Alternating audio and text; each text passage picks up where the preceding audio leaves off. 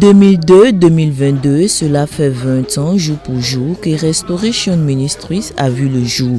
À l'occasion de la célébration des 2 décennies d'existence, Dame Delma, la visionnaire du ministère, réitère son leitmotiv « Servir le Seigneur via la transformation holistique des jeunes filles ». Dans le souci de jouer pleinement sa partition, elle marque une pause au cours de l'édition 2022 pour rendre grâce à l'Éternel au regard des nombreux acquis engrangés.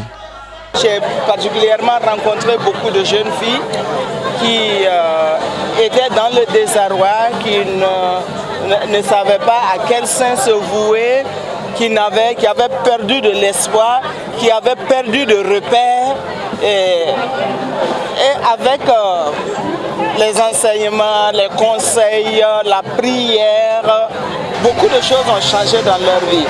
Et aujourd'hui, je bénis le Seigneur parce que au travers, je ne dirais pas le Burkina Faso, mais en dehors du Burkina Faso, il y a des répercussions chaque fois qui donnent la joie. Si la vision porte aujourd'hui des fruits, force est de reconnaître que son exécutrice a su s'entourer de personnes ressources et pas des moindres qui ont su l'épauler sur tous les plans. Un grand merci à Dieu parce que, comme il a donné la vision, il a accompagné. C'est pourquoi je crois que quand Dieu donne une vision à une femme, j'invite les maris à accompagner et à donner même les moyens pour la réalisation de cette vision. Moi, en tout cas, je les encourage beaucoup. Il y a une bénédiction qui accompagne cette obéissance. 250 en 2002, on en dénombre environ 400 participantes au présent camp. De la directrice du camp aux campeuses de cette année, en passant par les campeuses des toutes premières heures, les témoignages édifiants n'en manquent pas. Papa et maman Delma, vous nous donnez toujours l'opportunité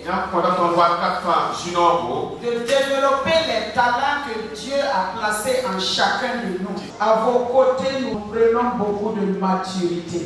Et je trouve que le Seigneur nous a fait vraiment une grâce spéciale d'avoir été campeuses. Nous avons été richement bénis, nous avons été richement enseignées.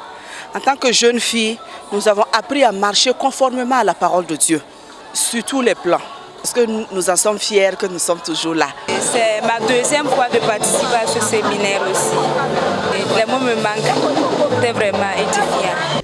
Le patron du camp, le pasteur Benjamin Minungu, a pour sa part fortifié les participantes qui aspirent à vivre pleinement leur foi en Jésus-Christ, à demeurer ferme en lui et à faire du Saint-Esprit ainsi que de la parole de Dieu cette boussole qui illumine quotidiennement leur existence. La cérémonie d'action de grâce est par ailleurs marquée par des distinctions.